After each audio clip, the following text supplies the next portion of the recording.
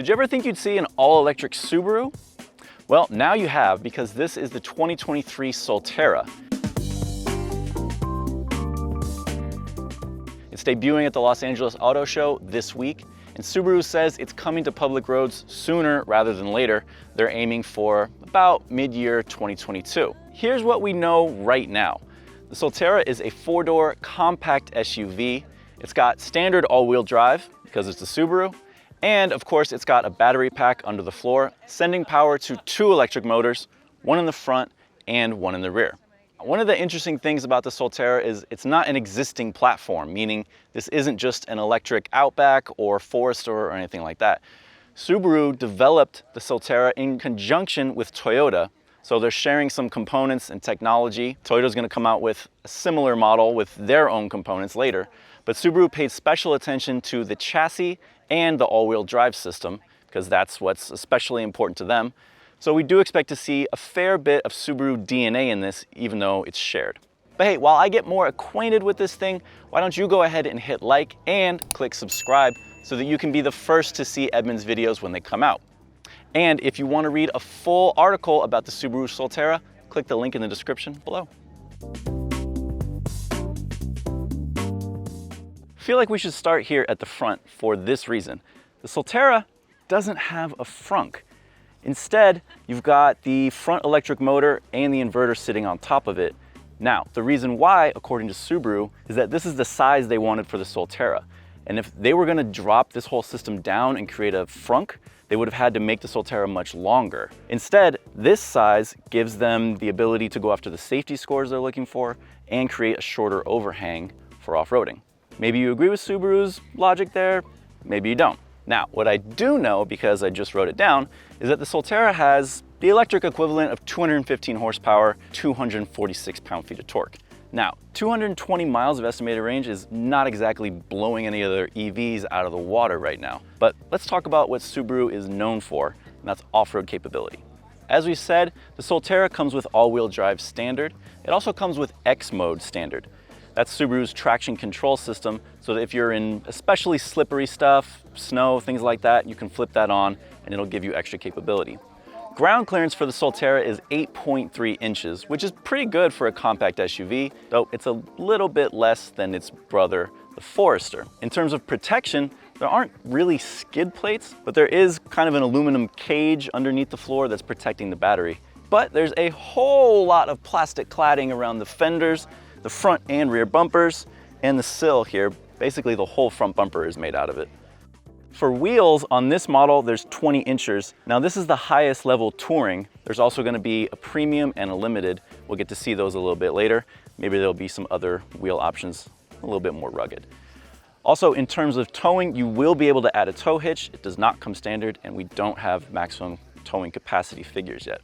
So don't worry, you will be able to add a bike rack to the hitch, or you can put it up here on these roof rails. Now, these actually are optional, which is kind of surprising that roof rails aren't standard on a Subaru SUV. But the point is, if you need to, and I know you need to, you can put a rooftop tent on top of your Solterra.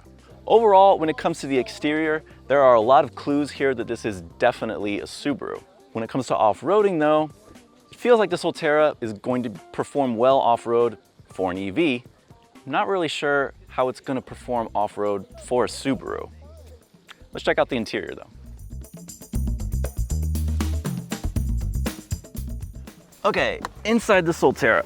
First of all, the floor is kind of high because that battery pack is sitting underneath, so I had to lift my legs up quite a bit, and then they hit the steering wheel when I got in. And then I had to duck down to get my head in here because the ceiling's pretty low to keep the Solterra the size that they wanted. So let me just get this to where I would go. So it is spacious in here, just a little bit awkward to get in. As far as materials, there's a really interesting textured cloth up on the dash. Standard materials for what we expect in a Subaru, although there is a pretty interesting design. Like this center console has a cool like swoopiness to it, and then it goes up into this touchscreen. And then the steering wheel and the driver information display in front of you feels very like jet fighter, Star Wars, cockpit-esque. I asked Subaru if the Solterra comes with one pedal driving, and their answer was, kind of. which means no. But here's what you can do. It's got these paddles behind the steering wheel, and that will control the level of power that goes to the regenerative brakes. So at its maximum level, it will slow down the Solterra pretty significantly, but they were sure to tell me that it will not make it come down to a full stop. The screen is a nice size though. It's easy to see from my driving position, and Apple CarPlay and Android Auto come standard. This 12.3-inch screen in the Solterra is optional, so there will be a smaller standard screen on other models. We haven't gotten to see that yet. But Subaru said, oh, this is a new infotainment system. But what I think they meant is that it's new to them, because I've spent a lot of time in the brand new 2022 Toyota Tundra, and this is the exact same system. There's also a smartphone charging station in here, a little storage cubby area down here, and pretty good space to store your small items. But let's hop in the back and see what that's like. Okay, in the back. Ooh, a little tricky to get in again. That floor really is kind of high. But once I'm in, I have pretty good head space. I'm 6 feet tall, and my legs are okay. My head is okay. I don't think the seats recline or anything, but this is overall pretty comfortable. I like the materials. Now remember, this is the highest level touring model, so we don't expect all models to look like this. But in this one, you have this cool dual pane sunroof. And then back here, seat warmers for the rear seats, which is great, and 2 USB-C ports.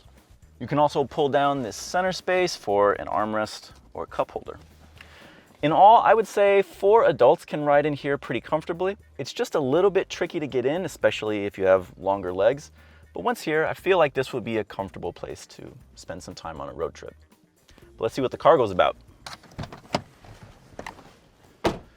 So when it comes to cargo, it's a compact SUV and kind of short and stubby, but you can see that they managed to pack pretty good space back here.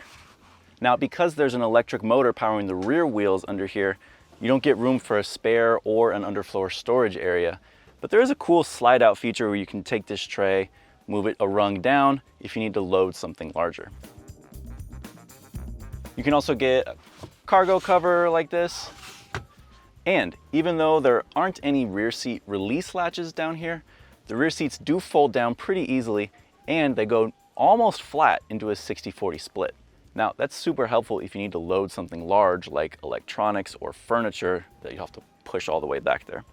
And the load floor is pretty low considering all the stuff that's underneath here. So that's a plus too. We already talked a bit about range, but let's talk about how you get that range. Charge port is right up here, and Subaru says that the Solterra can go from basically 0% charge to 80% in about an hour on a DC fast charger. But how do you find those charging stations? Subaru is not going to have its own branded charging stations like a Tesla does, but instead, like other competitors, they're going to use partnerships with presumably places like Electrify America, EVgo, ChargePoint. We assume that will be the same case for Toyota's version of this platform, which is going to be called the BZ4X, which sounds like an error code. We're all thinking it. As for pricing, we don't know it yet. But if I was to take an educated guess, looking at competitors like the Mustang Mach-E, the Volkswagen ID.4, those typically start in their base models in the low 40,000 to mid 40,000 range. Given the standard all-wheel drive and a few other standard features that don't come standard on rivals, I think we're probably looking at a starting price in the high $40,000 range. Is that worth it to you for an EV with a little bit of extra capability? Or is that a high price for a vehicle that doesn't have the best range around? Let me know. So, who's ready to off-road an EV? Okay, maybe it's not exactly a Jeep Wrangler, but the Solterra appears to be pretty off-road ready, at least for a fully electric vehicle, right? We'll get a chance to see how well it does in the dirt when we get to bring one into our testing process. And then we'll finally get to measure it up against vehicles like Ford Mustang Mach-E, Volkswagen ID.4, and Tesla Model Y. Now, it's clear that Subaru at least paid some attention to off-road capability, but I think the real mountain the Solterra will have to climb is in real-world usability. I'm not exactly enthralled by that 215 horsepower figure or that 220 miles of range figure. So when we get it in, we'll also be able to put it through our EV range test to see how it does out in the real world. As we begin to see more electric vehicles come out in all different shapes and sizes, we're starting to get things that are pretty rugged and capable, like the new Rivian R1T, of course, the $100,000 GMC Hummer EV. But it's cool that now Subaru is bringing at least some of that EV capability to a more affordable level. Thanks so much for watching, guys. Be sure to give us a like and hit the subscribe button. And again, if you want to read the full in-depth article on the Subaru Solterra, click the link in the description.